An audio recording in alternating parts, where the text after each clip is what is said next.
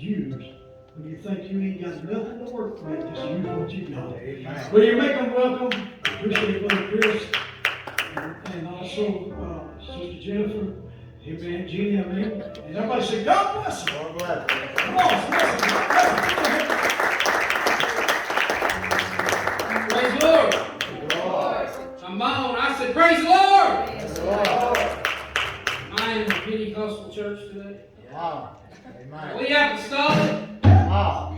What are we known for? Wow. I said, praise the Lord. Praise the Lord. I want to thank the pastor for this wonderful opportunity he has given me this Sunday afternoon. Thank God too to lay it up on his heart to have me to do this. Right, come on. Y'all can all be seated. Guys,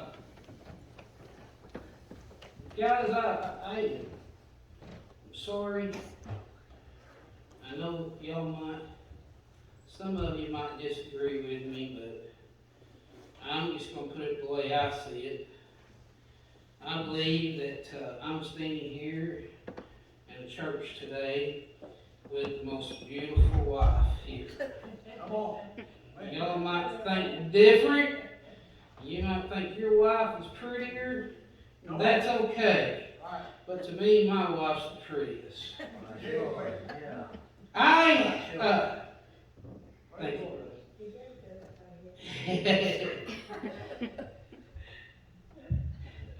Here the other day, trying to think here a second.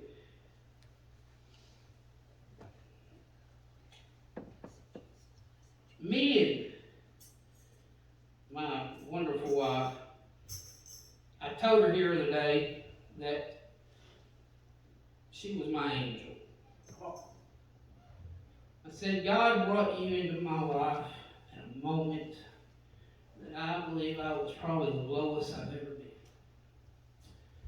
And He brought you into my life in a day that I needed someone the most. Come on. I said, I turned to a lot of people that day trying to need help. Yeah. I already was considering not going to church that day. Everybody that I already turned to help in the past was turning me down that day, telling me they didn't have time for me. Come on.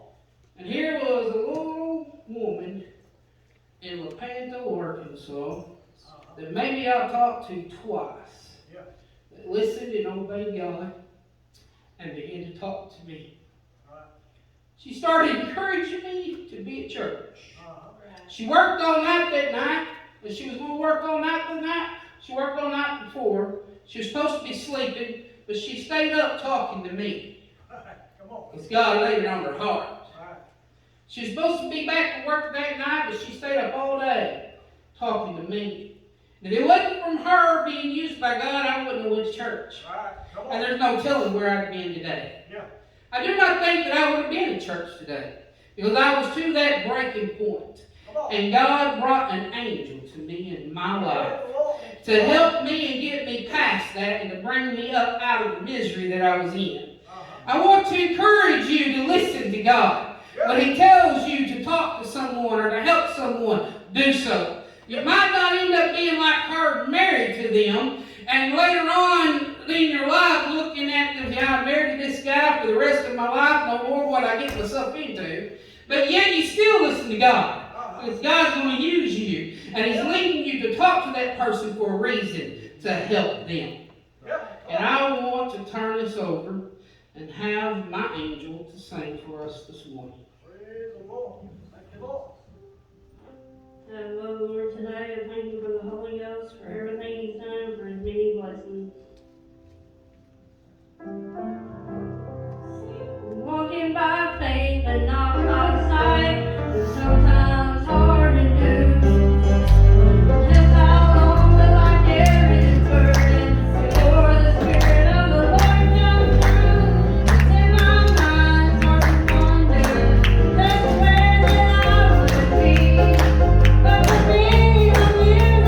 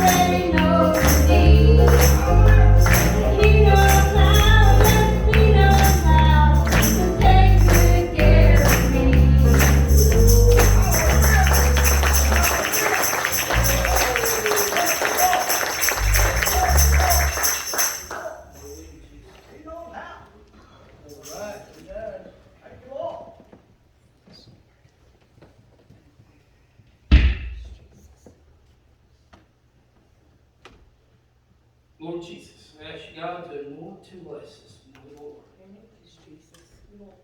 Rebecca 1 in verse 1. Actually, I mean Rebecca 1 in verse 2. You don't have to stand. It says, O Lord, how long shall I cry?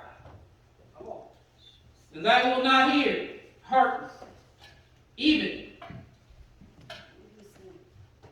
cry out unto thee of violence, and thou wilt not save.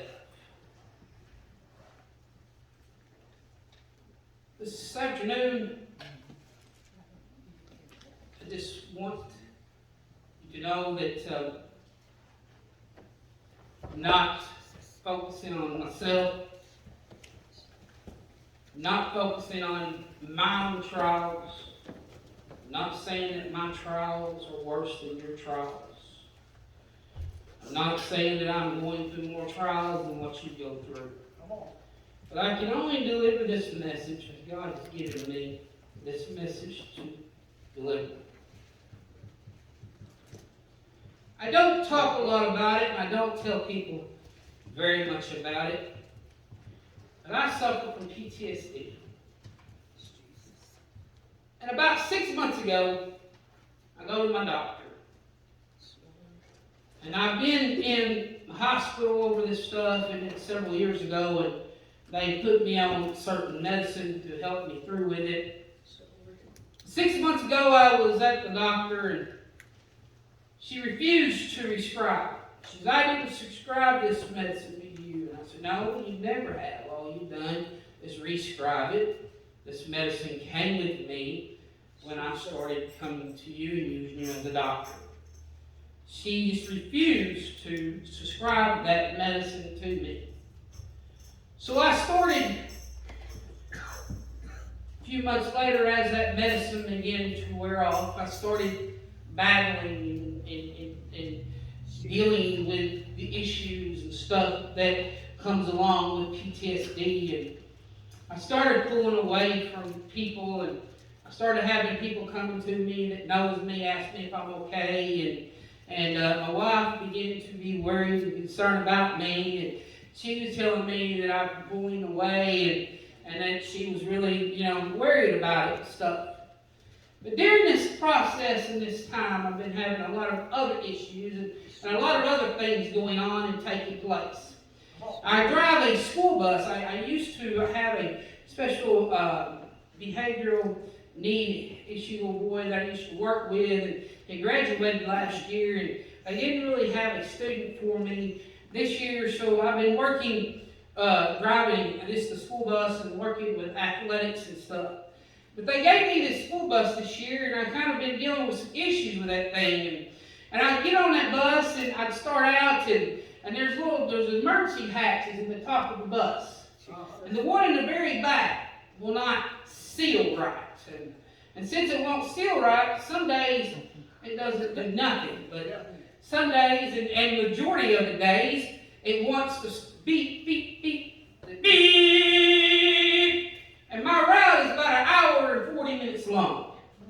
And when you're dealing with nerve issues because of PTSD and depression and things that's getting, gets on your nerves real easy, and you got that beep, beep, beep, beep, going an hour and 40 minutes. And if you've ever been on a bus full of kids, but my bus is normally around about 45 kids, if you know what's going on, they're not wanting to listen to you, and you're telling them to sit down constantly, and they're not sitting down, and they're wanting to come up and tattle on the other kid, and all along you're hearing this beep, beep, beep, beep, beep, beep, beep, beep, beep. And it ain't just that. There is another alarm system that will go off, and it's telling you that your exhaust system is overheating. And it'll go bum, bum. And some days I got beep, beep, beep, bum, bum, bum. And kids yelling in my ears, and they're not sitting down. And then some days if it ain't going beep, beep, beep, it's just bum,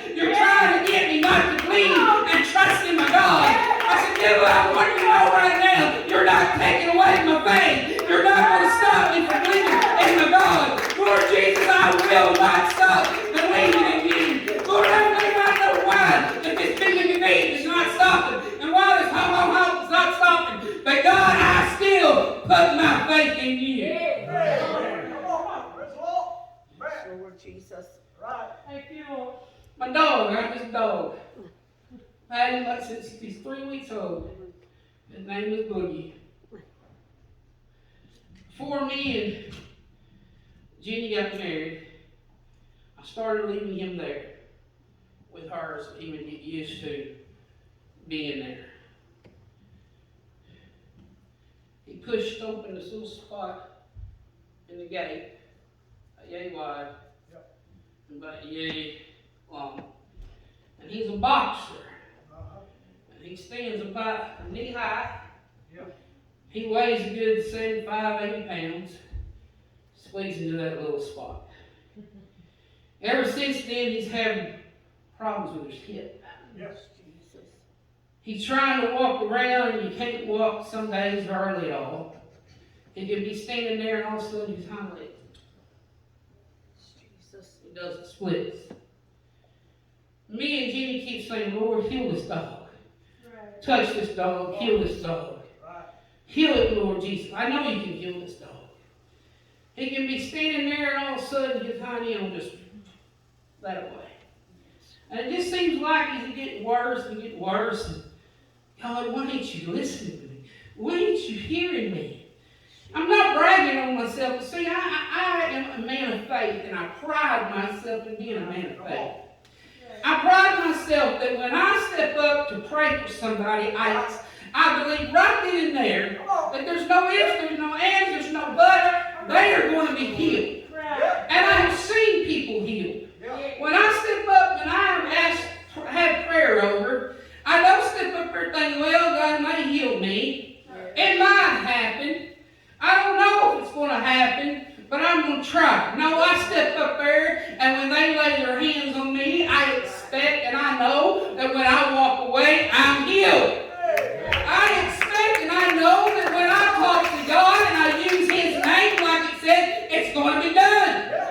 And I keep saying, well, out of my mind, Lord, why ain't you listening, Lord? Why ain't you hearing me, Lord? Why ain't this taking place? Why ain't this stuff being done? Why ain't the beeping stop? And why ain't the dog healed? I had a pit one time. Her name was Jackson. And y'all was in the service. I brought that dog to church because it was sick as it can be. And me and the pastor began to anoint that dog. And when we did, the dog bowed its head and closed its eyes in reverence. And we prayed for that dog, and God healed that dog right there, right then. And I took that dog back home, and it was sick no more. I said, God, you did it for Jasmine. I know you can do it for Boogie. But he's still walking around doing the splits and I'm doing this. Here a while back, me and my wife, we was on our way home from church. And we had this guy in this big old car taking this curve, and he takes up their lane, he's in my lane too, and runs us off the road. It jams my shoulder up into the steering wheel, and I've been having problems with my shoulder. I couldn't move it, couldn't lift it. It was hurting real bad, and I kept praying, Lord, heal my shoulder. And it just got worse and worse, and I couldn't even, it was this shoulder, by the way, and I couldn't even lift it up like this. Come on. And I called the pastor, and the pastor told my wife to get the anointing oil and to go to anoint me. And before she even touched me, she started her hand going towards my forehead. And I began to feel the power, and I began to feel the presence of God just all throughout me. And I knew immediately, right then and there, my shoulder was healed. The pain and everything was gone. And we worshiped and we glorified God for it. But it wasn't about 2 days later, my shoulder went back to hurting again. And I looked at my wife and said, I don't know why my shoulder's hurting again. I don't know why it's bothering me again like this, because I know God healed me that day.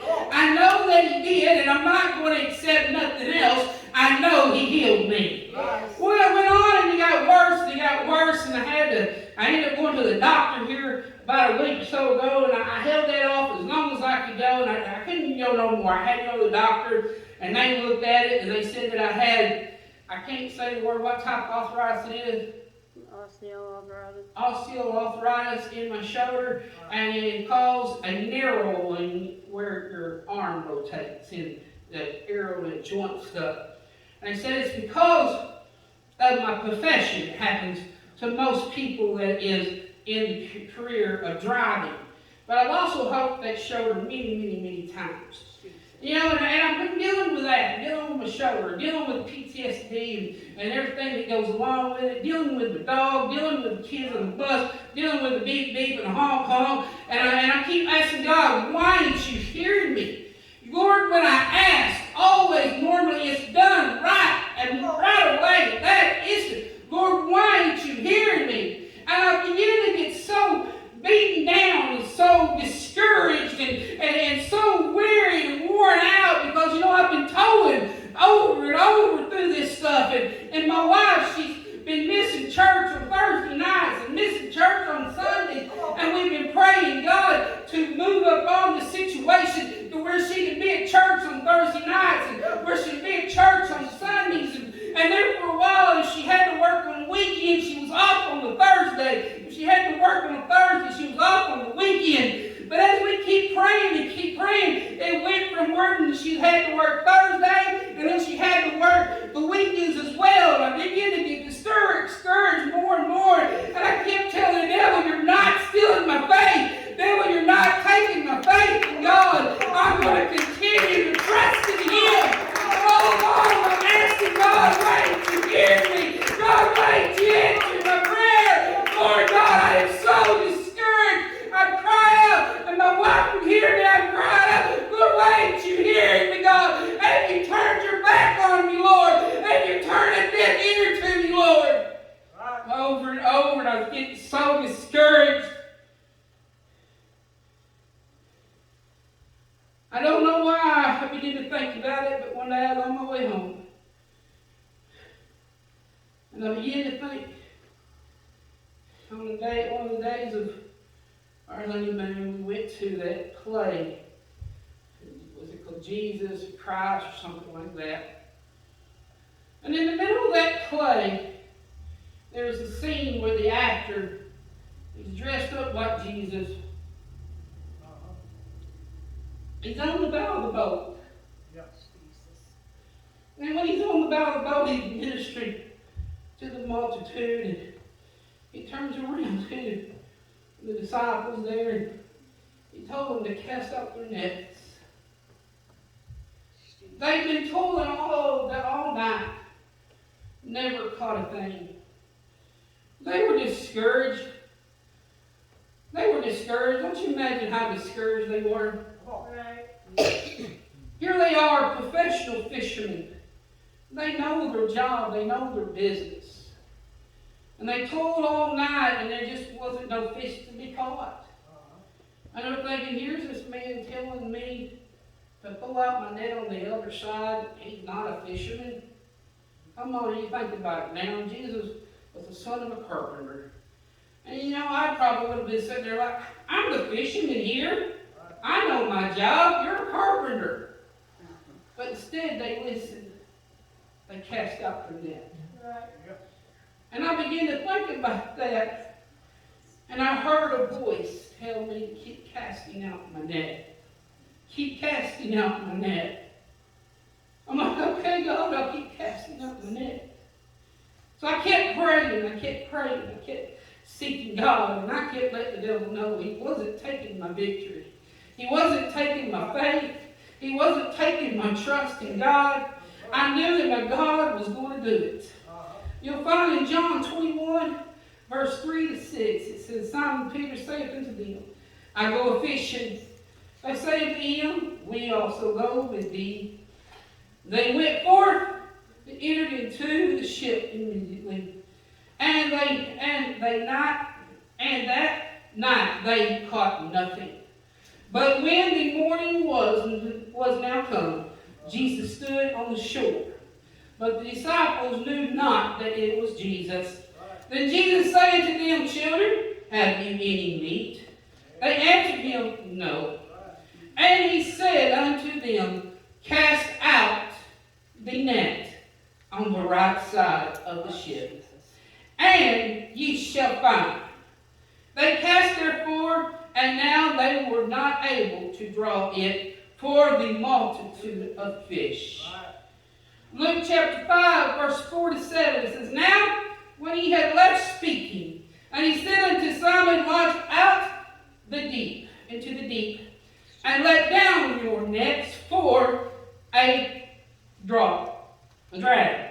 And Simon answered, said unto him, Master, we have toiled all night, and have taken nothing. Nevertheless, at thy word, I will let down the net. When we go through our trials, when we go through our tribulations, I know I'm not the only one at times. It feels like that God is not listening. We spend our time on our knees and we cry and we wail and we ask God to move upon our situation. And it just seems like it's not happening. It's not taking place. And we keep going on and we begin to get discouraged. But I'm here today to tell you, it doesn't matter how discouraged you get. Keep casting out your net. Keep praying. Keep praising. Keep worshiping. Keep accepting the fact that your prayer is answered. Don't let the devil take away your faith in God. Don't let the devil take away your trust in God. Yeah, you may be toiling all night and the net's may be getting heavy to you because you are down and you're depressed about it and you're back to the wit's end just like I was that day. And God laid it on a woman's heart that only talked to me twice to call me or to message me, and she spent the day when she needed to sleep to talk to me, and she pushed me through, and I went to church that night and I had a breakthrough. I'm here to tell you, don't stop casting out your net.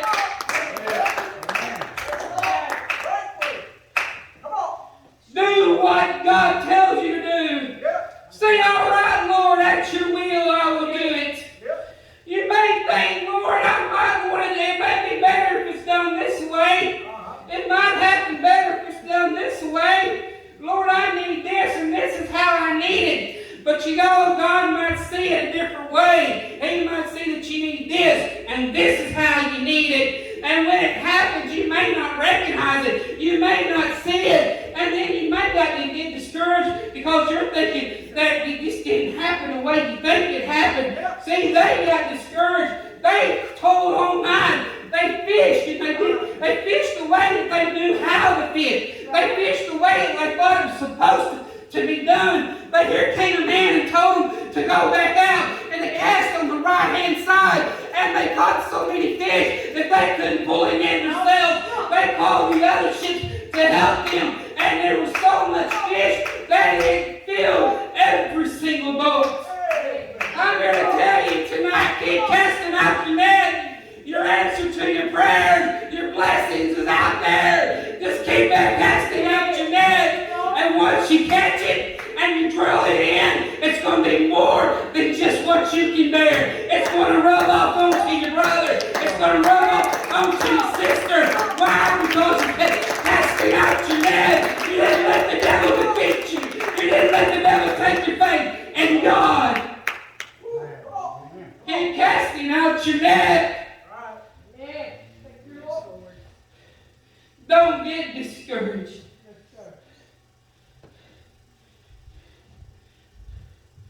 Listen to my words very well. Please stand.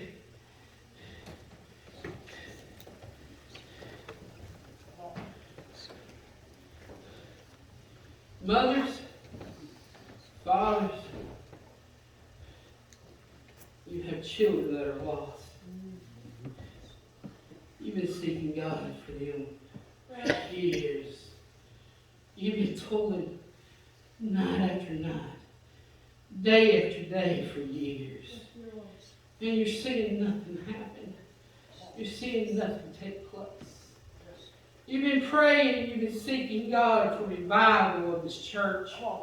And you begin to see some things happen. And the next thing you know, everybody that come, the next day they leave. And then you see them come again, and that revival that you've been seeking the Lord for, that you've been toiling for, that you've been fasting for, it just ain't happening. But I'm telling you today, mothers, fathers, keep casting out your nets. Right. First of all, praise and worship God for your children. Second, ask God to bring them in like you've been doing all along. Second, don't let the devil take your faith and believe that it ain't going to happen because you ain't seen it yet. You ain't seen no change yet. They may be getting worse than what you've seen before. But don't get discouraged and worn down. Keep casting out your net.